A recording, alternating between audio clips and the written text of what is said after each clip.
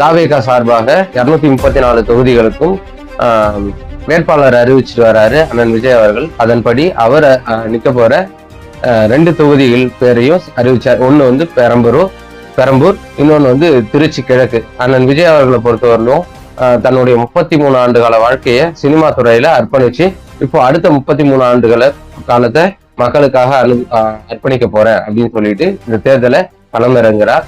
2 தொகுதியில களமிறங்குறாரு.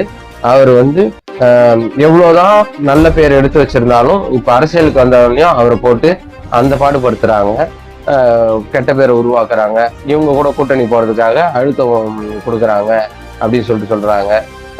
பனையூர் பண்ணையார் அப்படின்னு சொல்றாங்க. இன்னும் நிறைய பேர்களை அவர் இங்க வந்து கெடுத்துட்டு இருக்கிறாரு. அவர் சொந்த வாழ்க்கையிலும் இந்த அரசியலுக்கு வந்ததுனால பெரும் பிரச்சனை வந்தது.